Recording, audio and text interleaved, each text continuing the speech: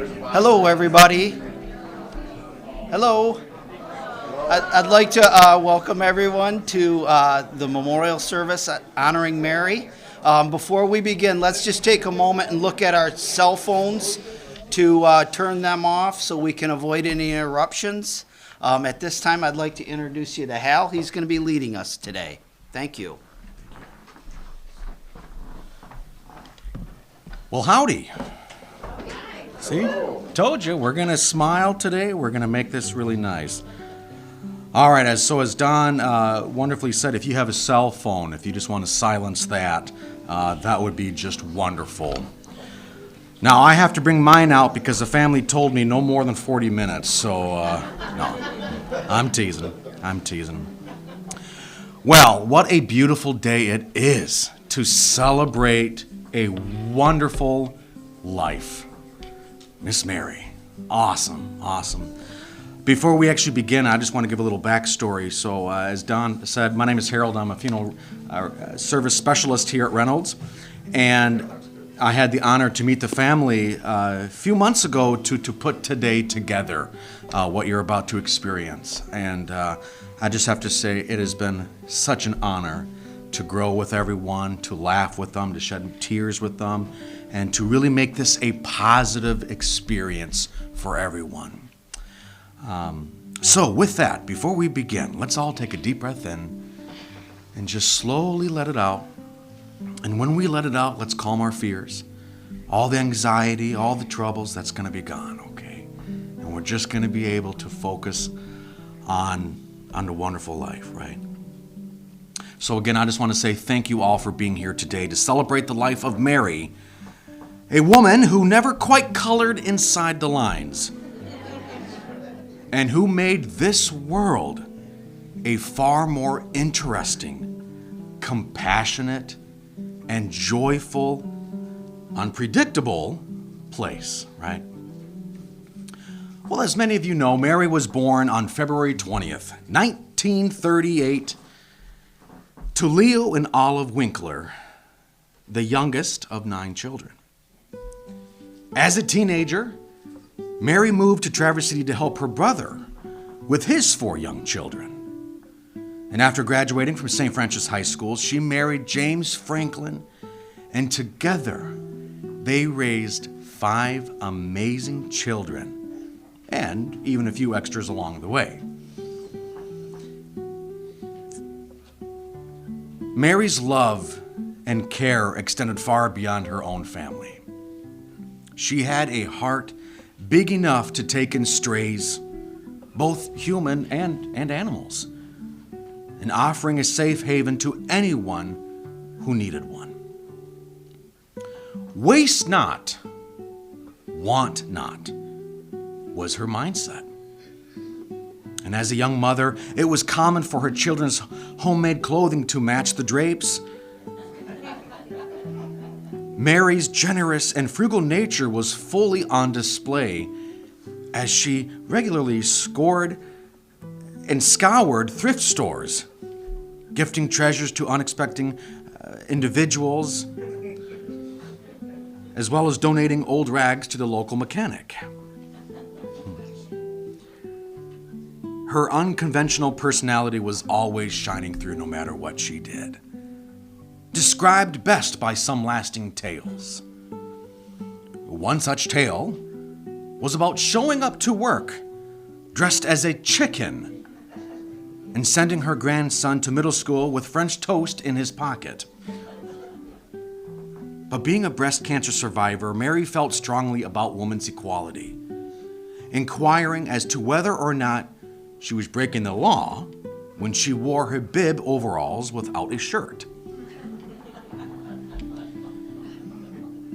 The chicken suit parade she may have found in the attic, with feathers bold and bright, a costume made for clucking and causing pure delight.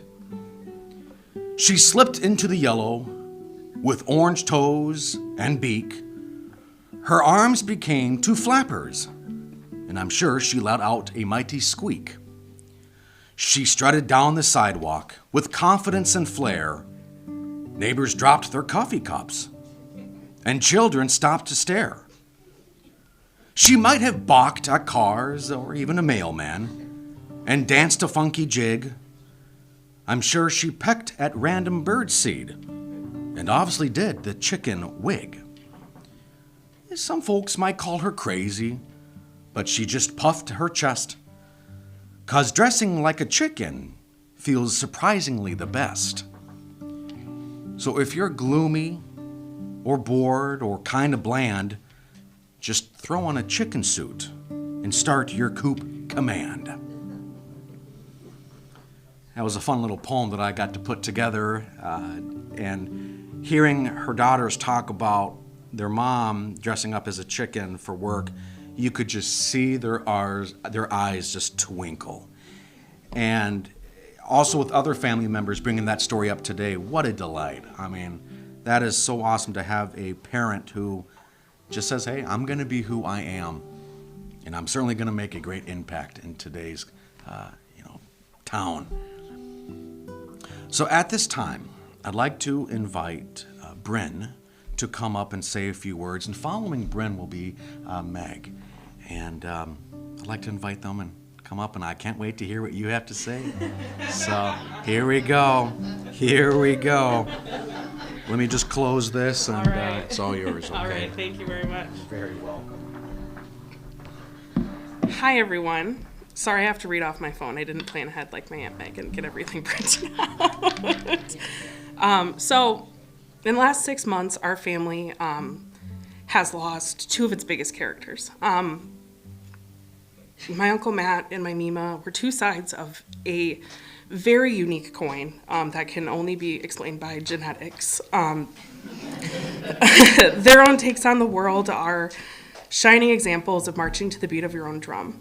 I'm going to so desperately miss these two distinct, impossible to describe people that played a major hand in shaping a lot of the joy and laughter in my life. So with Mima, it was a lot of cousin weekends that we spent in the little town of Onekama, where there were rarely any rules, or actually probably zero rules, to be honest. We spent our days riding around in the bed of an old pickup truck around town, chasing pigeons out of the coop, and everything was peckered with the sound of the incessant howling of an old basset hound called Buford. Or we would sleep in a tin can camper in her driveway during lightning storms, and each of us grandkids learned a new and very colorful vocabulary from a delightful African gray parrot named Osgood, just to name a few. But outside of Osgood, I'm not much of a bird fan, and I can also thank Mima for that. All of us, when we were kids, spent those childhood days with our head on a constant swivel for a little monster that was aptly named Bitey, who liked to live in Mima's pocket on the front of her overalls and took a chunk out of, I think, each one of us, to be honest. So,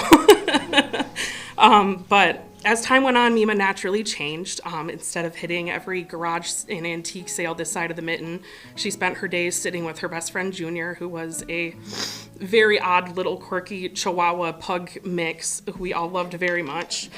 And they would sit and just watch all of us spin around her. And I can confidently say, after all these new discoveries of her life stories that we're making, and I've just learned so much about her the last few months, I can definitely say two things never changed. And that was one, her incredible sense of humor, and also just her drive to give everyone more than she ever had. And so, needless to say, everybody who's here was very lucky to have met her. So count yourself the lucky few. And I think all of us grandkids were probably the luckiest of all. Thank you.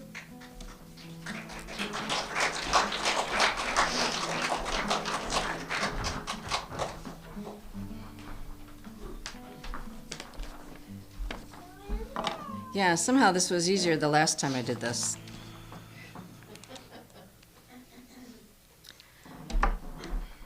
Good morning. Thank you all for joining us today. It means a lot to our family. She would be pleased and probably a little shocked that she impacted so many people and that so many people are here to celebrate her.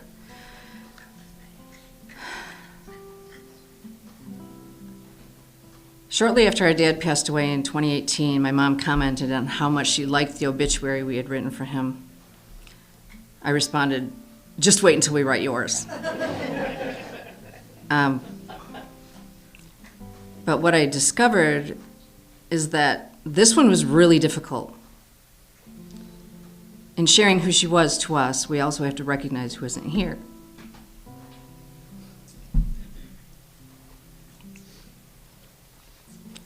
We weren't supposed to be doing this without Matt.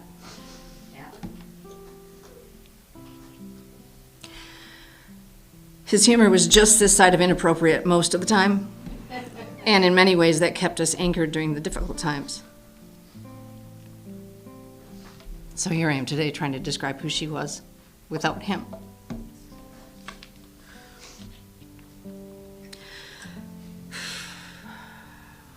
While looking through documents and old photos, my family and I have come to learn more about our mom. Suffice to say, she has proven herself to be much more interesting.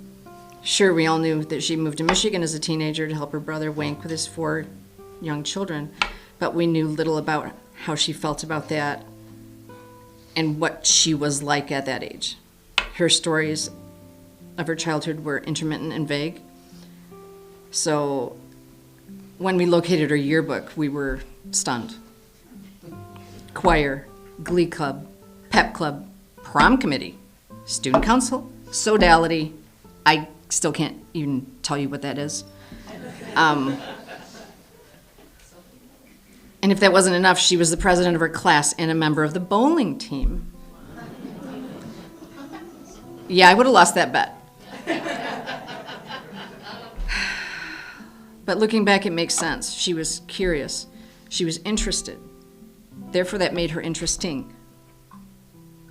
And it appeared that she knew everyone.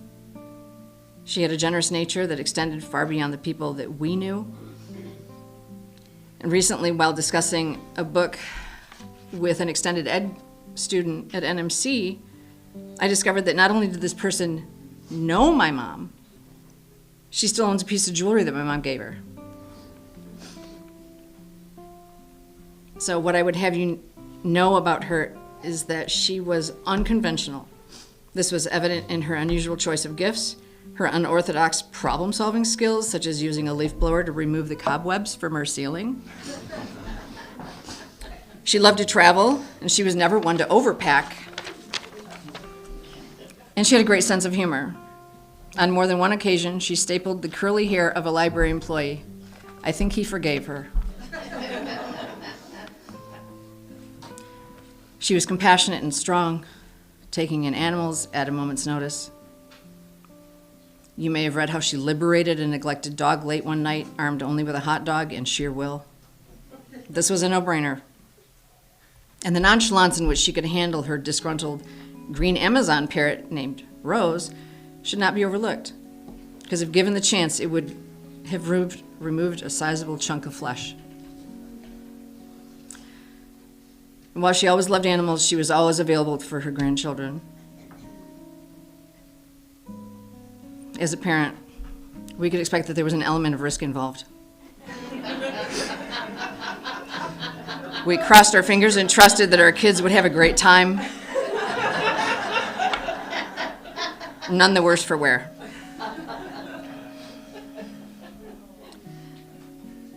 So, we are exposed to limited information about our parents. They fit a narrative that we've constructed over our lifetime. But every once in a while, there are moments when we experience glimpses of who they really are. In the end, there's only so much my family and I could tell you about her. The more stories we shared with each other, the more we come to understand how much we did not know about her. And the stories, they just keep coming. There's moments of clarity that we didn't know were hidden from our view. While being a mom didn't always seem to come naturally to her, being a grandma did.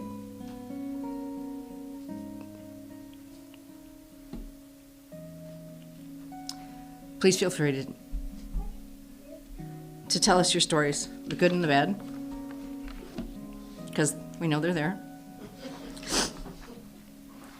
Recently, in talking with clients and friends, I've been offering them unsolicited advice,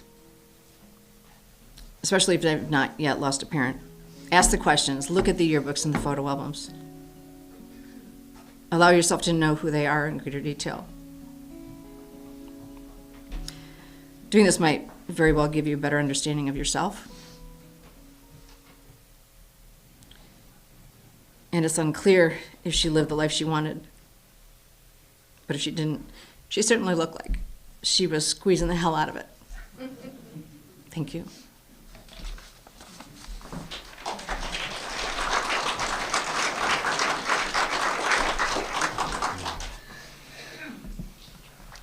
Such passion and love between each of those wonderful memories that you both had. Speaking of memories, when I was calling the family yesterday, I reminded them, don't forget to bring your mom to the service. And they said, don't worry, Harold, we will bring her for sure. And let me just say, this looks so beautiful. Favorite color, purple. And they've told me if I didn't wear purple, then that's all they had to say. And I'm like, yep, I got my purple on. So as we reflect on our own memories of Mary, as you just heard, the family would love for those to come up in just a little bit to share the good and the bad stories. But before we do that, I would like to invite those to look at the screen in front of you, or those who are in the back, and I think this would be a perfect time to see how her story comes through life, through our video tribute. And when I think of her in a song form, a song that comes to mind when hearing the stories and seeing the pictures that you're about to see of Mary is You've Got a Friend, sung by James Taylor.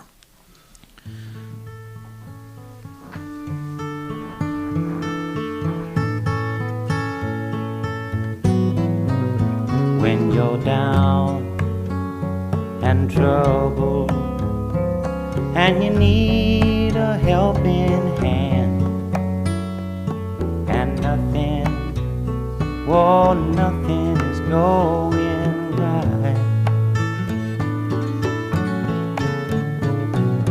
Close your eyes and think of me, and soon I will be there to brighten up even your darkest night.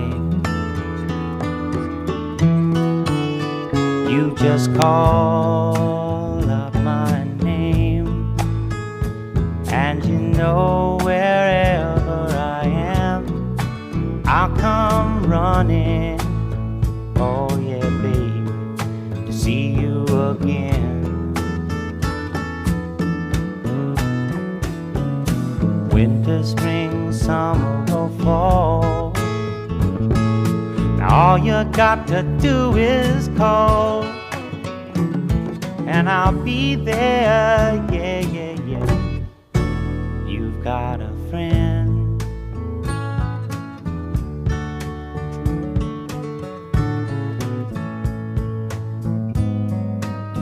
If the sky above you should turn dark and full of clouds, and that old north wind should begin to blow,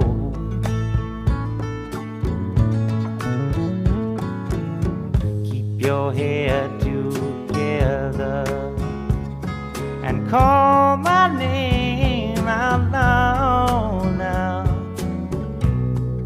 Soon I'll be knocking upon your door. You just call out my name, and you know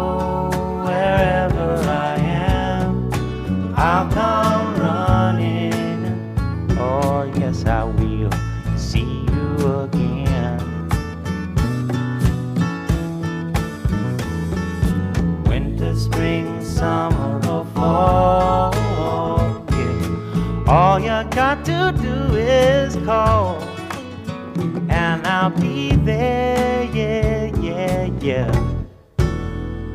Hey, ain't it good to know that you've got a friend when people can be so cold? They'll hurt you and desert you. Well, they'll take your soul if you let them. Oh yeah, but don't you let them.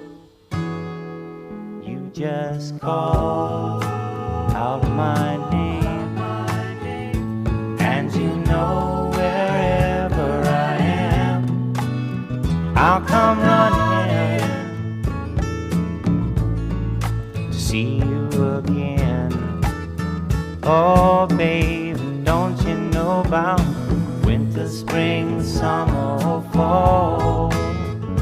Hey, now all you've got to do is call. Lord, I'll be there, yes I will. Know you've got a friend. You've got a friend, yeah. Ain't it good to know you've got a friend? Ain't it good to know you've got a friend? Oh yeah, yeah, you've got a friend.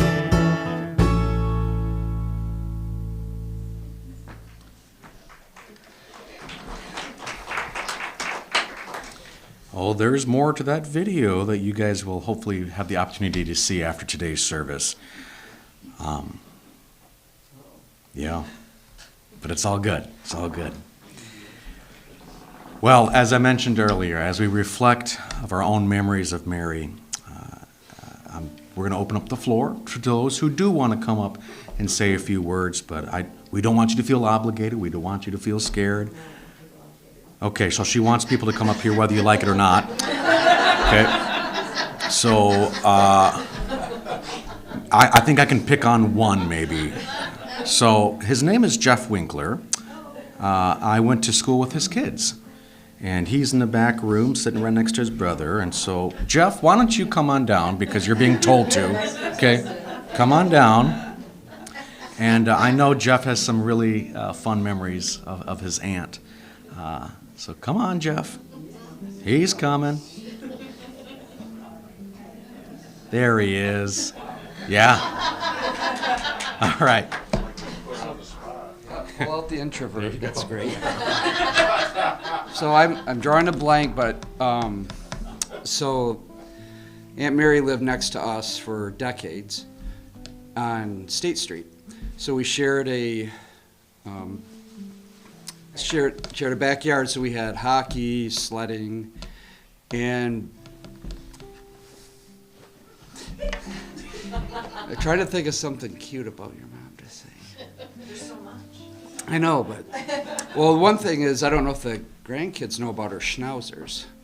Oh, yeah. So she used to have at least two schnauzers that they'd run around the yard and stuff, and I didn't know about the parrots or the birds of paradise or whatever. But yeah, that was okay. Consider yourself lucky. You got the schnauzers. Okay. So yeah, she had the schnauzers. I remember that about her. And one of the things that my wife Janine and I kind of seen her on and off throughout the last years, but you know she'd always kind of give us stuff. Janine's a teacher at the school down the road here, Immaculate. So she gave Janine a statue of Mary, and she gave us some other items, but I can't remember what they were because Janine kind of took them and did things with them. So. But no, it was always fun to see her. I liked her. We went and visited her in her Hobbit house out in Tonawanda. It was just fun to go see her living out there like a little gnome, and then with her, she had that little nice cat, which I don't know. I think I moved that statue of Mary from Onekama to Interlochen. Okay. Or it was Joseph. I can't remember. I thought it was Mary. But anyways, so yeah, so that's besides seeing her when our relatives have come up we go up to Buffy Road and kind of see her once in a while. But yeah, the last time really saw her was at the the Hobbit house, and it's really fun to go through and just kind of talk with her and kind of catch up and stuff.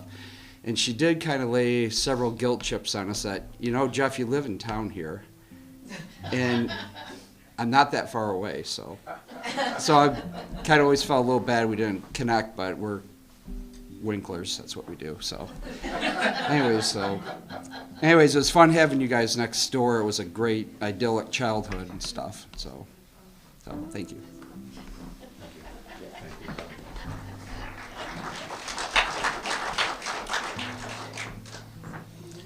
Yeah, I'm gonna get a call about that. He's gonna text me later. What was that about? No.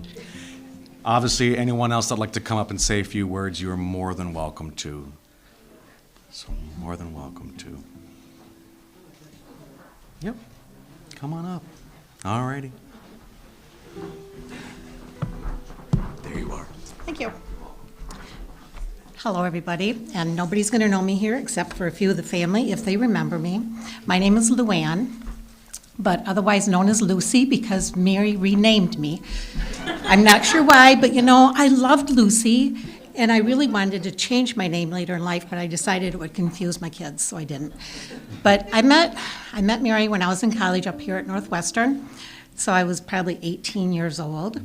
And after my second year of college, I got a job here for the summer. Well, she offered to let me rent a room from her. So I rented a room for $50 a week, which was great because it included all the food. Yep, and I shared a room with Megan, which was fine because I got the bed. Megan got the floor, yes. And she treated me just like one of her own family, which included doing dishes and laundry, which was fine.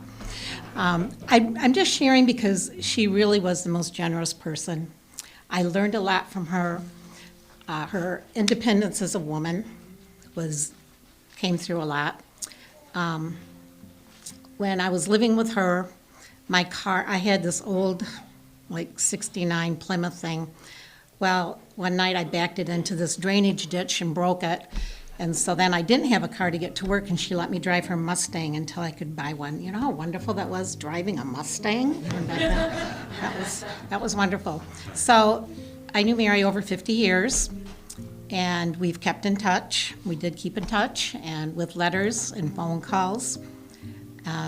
Didn't see her, when my kids were born, I did bring my kids up here, and they visited with Mary. But I didn't see her for a really long time, which really was my loss. I feel bad for that. But we did keep in touch. We talked on the phone as recently as November and exchanged Christmas letters every year. And then this is really eerie. I'm just going to say this. So last night, I have very vivid dreams. And so last night What? What did you get? Well, I had a dream with Carly Simon and James Taylor in my dream last night, just saying. So, anyway, I love this family. I loved your mother. She was the kindest, sweetest person, funny, and did take in strays. I was one of them.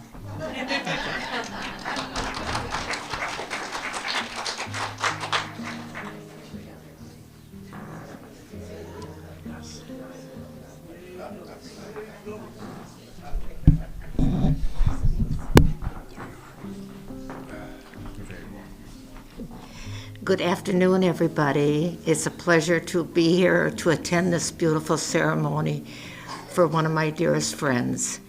My name is Phyllis Babel, and I worked with your mother those many years at the library, at the old library.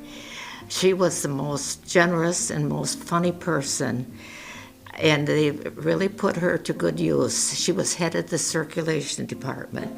So she saw everybody that came in and everybody that went out, and she just had the biggest smile on her face all the time. I just loved working with her. She was so kind to everybody on the staff, and it was a tradition at the library that on our birthdays, we were to bring the dessert to feed everybody on the staff. So, and we always look forward to what your mother would bring. It was always a little different. But anyway, And then, of course, her beautiful family, Matt, Bean, Kitty, Meg, and Tom. I all knew them when they were little. And I know that they came up to me, a lot of them today, and they said, well, hi, Mrs. Babel. So I guess I haven't changed as much as they have because I had to find out where they were. And then when I saw Kevin, oh my God, he had the most beautiful hair. It was black and curly all over, and he was one of a kind. And we always had a good rapport with each other when he came in the library. And one time when I was walking up from the processing department, that's where I was working most of the time, and was going up to the reference desk, I saw Kevin standing there by the books, and I went up and kind of gently goosed him. And, and it wasn't Kevin, it was some other guy. Talk about wanting to pass away. I prayed for death. But anyway, it was a wonderful, wonderful experience to work with your mother. She was very, very nice, and so nice to everyone that came in the library. Everybody, she greeted everybody with a smile and was very courteous. So I'd like to say, may God bless you, Mary, and may you rest in peace, and may his light shine upon you and be with you always. Goodbye, my sweet, beautiful, wonderful Mary. Thank you.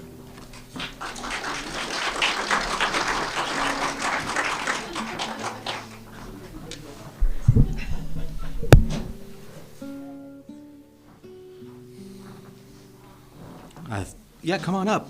Before you come on up, I think a lesson with that is just double check before you goose someone.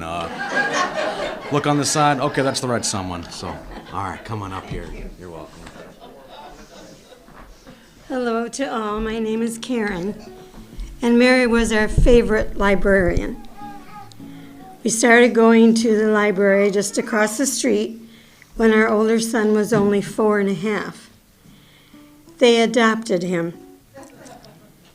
And as soon as he could sign his name in cursive, they gave him a library card. And then after that, Mary and Martha Vreeland always saved books of authors that they knew he loved. And we go to the library and they say, we have another Ribsy book. We have another Encyclopedia Brown book. And they were just so good to him. And they instilled in him the wonderful season of reading. And he still reads all the books he can get his hands on. His wife will say to him, Mike, you can get rid of some of those books. And he would look at her and say, I never give away a book. So he still reads, and Mary was responsible for part of that. And we're so fortunate to have known her as a friend.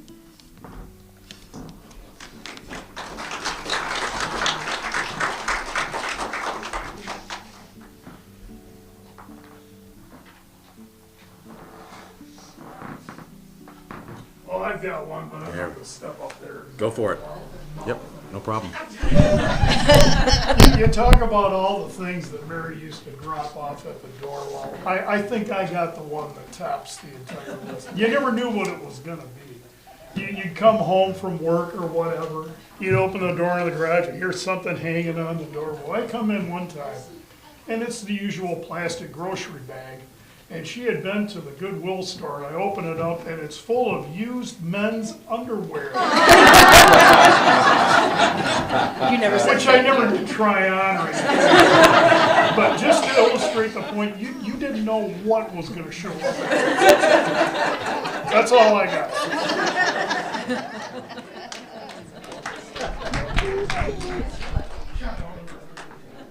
Were they clean at least? You'd like to think they were. One can hope, right? Okay, all right. Tidy whities. Tidy whities. You know, hearing all this laughter, it's wonderful. It is so good to receive that, and I'm sure that's what she wanted. That's what the family told me. We want to laugh, Harold. We want to laugh. And laughter is medicine. It's medicine, even during the toughest times. Being able to laugh, being able to smile, and being able to surround ourselves right here. It gets us through that dark moment, okay? I'm sure there's more stories to share, which we'll be able to do afterwards. And obviously, as we continue our chapter of our own, many days from now, we can continue these stories about her. Now, if you think about it, Mary was a teacher. She was. And she was also a wonderful mom. A mother's love is so pure, so true. A heart that beats for me and you. With gentle hands and tender grace, she lifts us up in every place. Through sleepless nights and endless days, her strength is found in countless ways. Her voice, a balm when we are weak. Her wisdom, soft, yet ever speak. She plants the seeds of hope and light and guides us through both day and night. Her love, a steady, endless sea, a home where we are meant to be.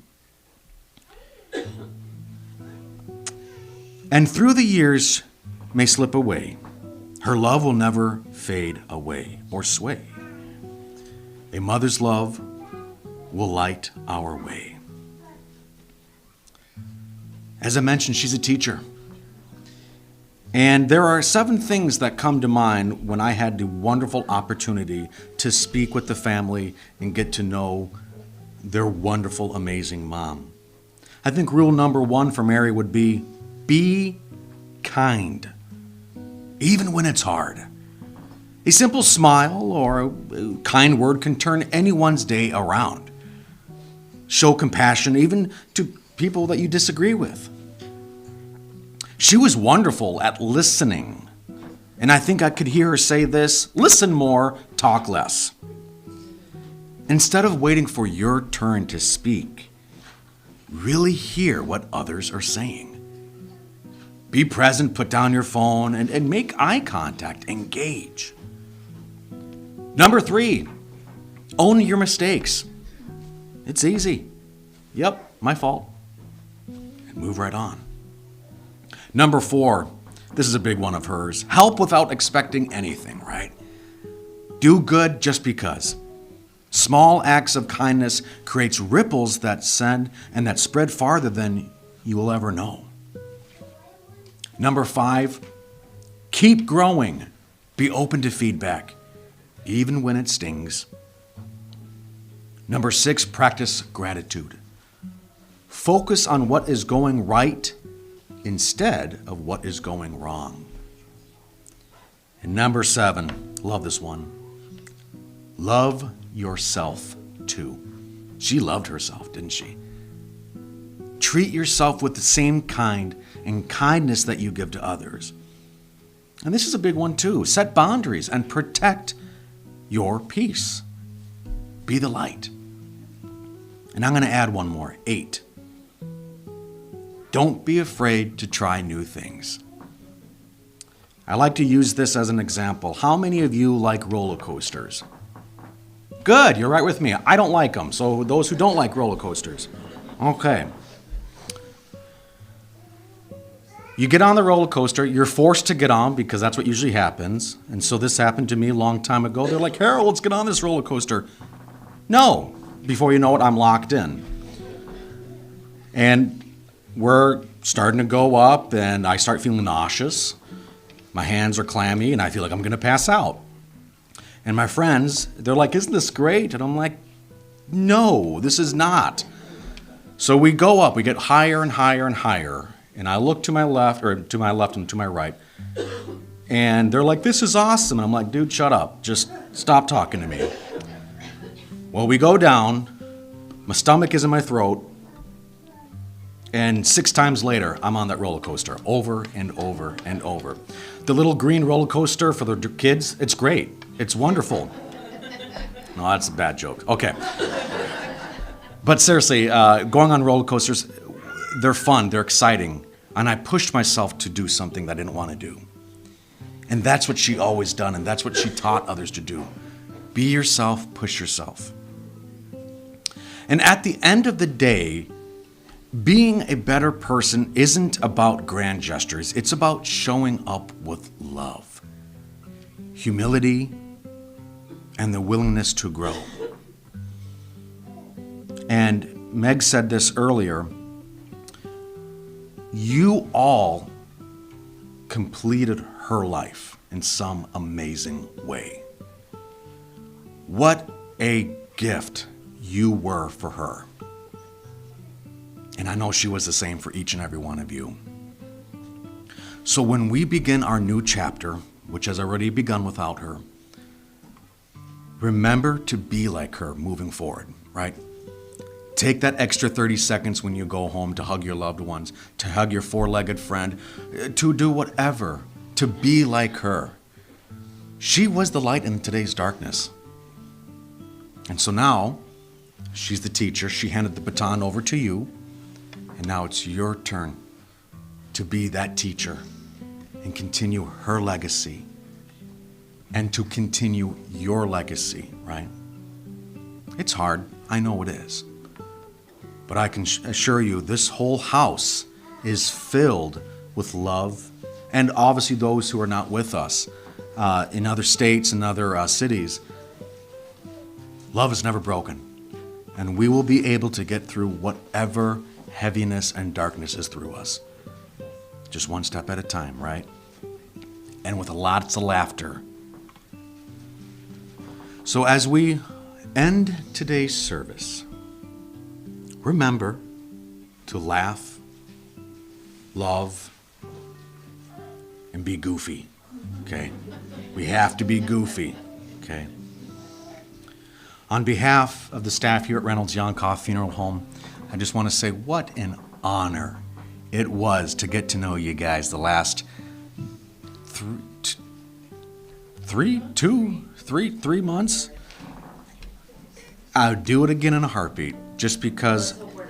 No, hold on, I wasn't done.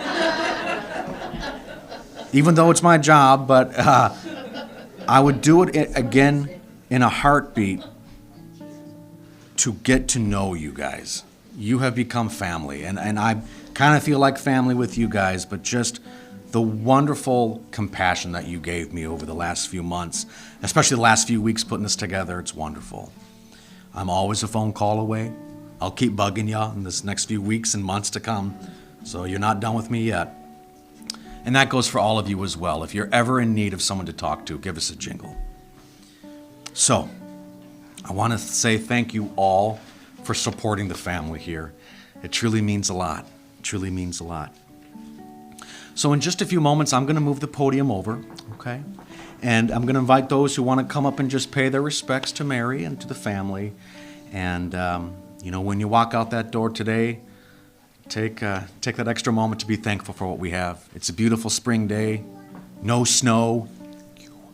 Thank you that we don't have that, but I think she made that happen for us. Stay strong, and remember to turn your phones back on, okay? Go in peace, keep on smiling, and be the light in today's darkness. Go in peace. Thank you.